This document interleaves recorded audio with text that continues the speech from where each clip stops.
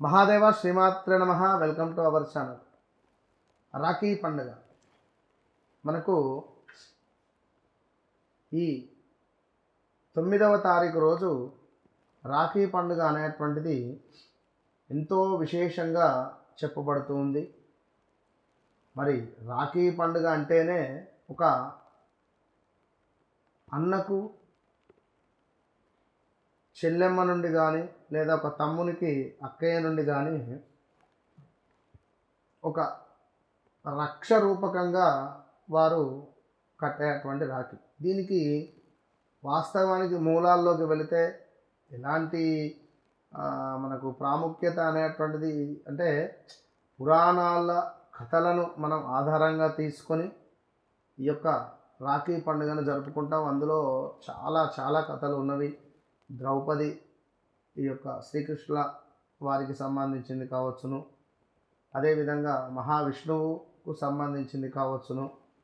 ఇందులో భాగంగా ఏమిటంటే పూర్వము ద్రౌపది శ్రీకృష్ణుల బంధానికి సంబంధించి ఏమిటయ్యా అనుకుంటే మనకు శిశుపాలునికి సంబంధించి శిక్షించే క్రమంలో సుదర్శన చక్రాన్ని మనకు శ్రీకృష్ణుడు వేసేటువంటి సందర్భాలలో శ్రీకృష్ణుని యొక్క చిటికన వేలికి గాయం అవుతుంది. ఈ సందర్భంలో ద్రౌపది వచ్చి తన పట్టుచీర యొక్క కొంగును చింపి వేలికి కడుతుంది. దానికి కృతజ్ఞతగా ఎల్లవేళలా అండగా ఉంటానని శ్రీకృష్ణుడు ద్రౌపదికి హామీ ఇస్తాడు. బలి చక్రవర్తి మహావిష్ణువును పాతాళంలోకి తీసుకువెళ్ళి నువ్వు ఇక్కడే ఉండాలి అని చెప్పి అక్కడే బంధించి పెడతాడు. అప్పుడు మహాలక్ష్మి ఏం చేస్తుంది, ఎంతో సమయస్ఫూర్తితో బలిచక్రవర్తికి రాఖీ కడుతుంది. అంటే రాఖీ అంటే ఒక రక్ష కడుతుంది. ఆ కాలంలో ఏమిటి అంటే ఎరుపు రంగులో ఉండేటువంటి త్రాడు. ఇప్పుడు అన్నీ రకరకాలు వెండి రాఖీలు, బంగారు రాఖీలు ఎన్నో వచ్చినాయి ఇప్పుడు. కానీ ఆ కాలంలో రాఖీ అంటే రక్ష జనరల్గా ఇట్లా ఉండేది అంతే. అయితే ఆ రక్షాబంధానికి ఆ విధంగా రక్ష కట్టేసరికి ఆ యొక్క మనకు బలి చక్రవర్తి ఏం మాట్లాడలేక ఆ మహావిష్ణువును పంపించేస్తాడు. సో వైకుంఠానికి తీసుకువెళ్తుంది మన అమ్మవారు మహాలక్ష్మి. ఇలాంటి కథలు, అదేవిధంగా అలెగ్జాండర్ భార్య పురుషోత్తముడి కథలు ఇంకా చూసుకున్నట్టయితే మనకు పురాణంలో పూర్వదేవతలు రాక్షసులకు సంబంధించినటువంటి ఒక యుద్ధం సాగుతుంది. పుష్కర కాలం అంటే 12 సంవత్సరాలు. మరి యుద్ధ కాలంలో కూడా దేవేంద్రుడికి సంబంధించినటువంటి ఇలా అంటే ఆ దేవేంద్రుడికి సంబంధించి వారి యొక్క రాక్షస రాజు అమరావతిని దిగ్బంధం చేస్తున్నాడని తెలుసుకొని దేవేంద్రుడు అంటే భర్త దేవేంద్రుడికి సమరం చేయడానికి ఉత్సాహాన్ని కల్పిస్తుంది. ఎవరు? ఇంద్రాని తరుణోపాయాన్ని ఆలోచించి పార్వతీ పరమేశ్వరులను లక్ష్మీనారాయణను పూజించి రక్షణ దేవేంద్రుడికి చేతికి కడుతుంది. అది గమనించినటువంటి దేవతలందరూ పూజించి మరి రక్షణ తీసుకువచ్చి ఇంద్రుడికి కట్టి పంపుతారు. సమరంలో గెలిచినటువంటి ఇంద్రుడు తిరిగి త్రిలోకాధిపత్యాన్ని పొందుతాడు. ఇలా ఎన్నో అంటే ఇది పూర్వం మొత్తము చూసుకున్నట్టయితే పూర్వదేవతలకు రాక్షసులకు మధ్య పుష్కర కాలం యుద్ధం సాగుతుంది.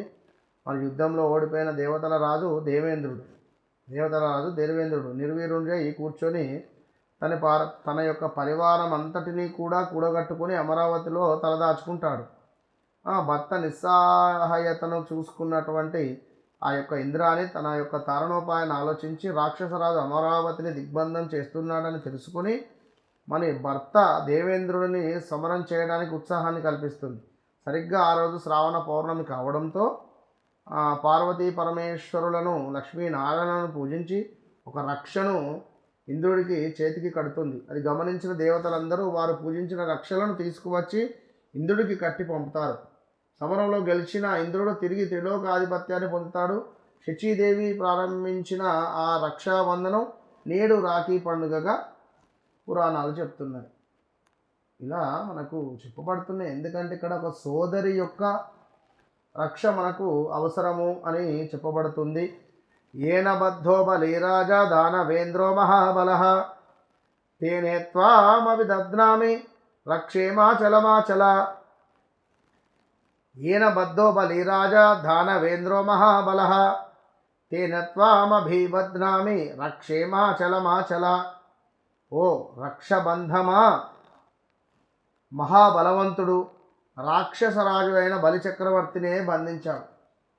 కాబట్టి నేను నిన్ను ధరిస్తున్నాను అని దీని అర్థం.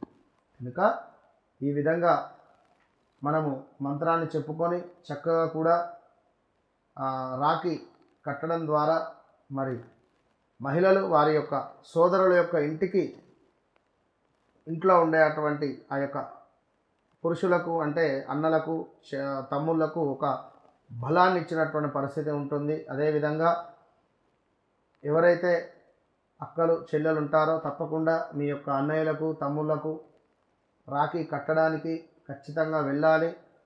ఎందుకంటే కొన్ని మనస్పర్ధలు ఏవో కూడా ఉండవి అనేటువంటిది ఏది ఉండదు. కనుక ముందుగా చక్కగా కూడా కుంకుమ బొట్టు పెట్టి లేదా గంధం బొట్టు పెట్టి దానిపై కుంకుమ బొట్టు పెట్టాలి వారికి ఎవరైతే మీ అన్నయ్య తమ్ముడు ఉన్నారో. అలాగే కొందరు పెట్టిన తర్వాత చక్కగా తలపై అక్షింతలు వేయడము ఆనవాయితీ. మరి రాఖీ కట్టే ముందు ఈ యొక్క మంత్రం చెప్పుకున్నాం మనము. అది చెప్పుకొని చక్కగా శ్లోకాన్ని రాఖీ కడతారు. అదేవిధంగా రాఖీ కట్టిన తర్వాత తమ సోదరుడిని ఆశీర్వదిస్తూ అక్షింతలు వేయాలి. రాఖీ కట్టిన తర్వాత సోదరి హారతి ఇస్తుంది. అనంతరం ఒకరినొకరు స్వీట్లు తినిపించుకుంటారు. ఖర్చీపులు పంచడము, మొబైల్ రిలేటెడ్ గిఫ్ట్స్ ఇవ్వడము, క్లాత్ రిలేటెడ్ ఇవ్వకూడదు. సో మనీ రూపకంగా కానీ ఇంకేమైనా రూపకంగా కానీ వారికి ఇచ్చే ప్రయత్నం చేయండి. సో మొత్తం మీద 9వ తారీఖు రాఖీ పండుగ రోజు చక్కగా ఉదయం 5:20 నుండి 1:20 వరకు రాఖీ కట్టుకోండి. ఈసారి చాలా అద్భుతంగా ఉంది. ఈ సమయం ఆ సమయం అనేటువంటిది ఏది లేదు. మరొక విషయం, ఈ రాఖీ పండుగ రోజు తప్పకుండా సాయంకాలము 8:30 నుండి 9:30 వరకు ఇంట్లో ఎవరైతే ఉంటారో వారు పాలతో చేసినటువంటి పాలకోవా కానీ కలాకండ్ కానీ ఖీర్ కానీ ఇవి అమ్మవారికి నివేదన చేయడం ద్వారా మీ పనులు అతి శీఘ్రంగా ముందుకు వెళ్తాయి.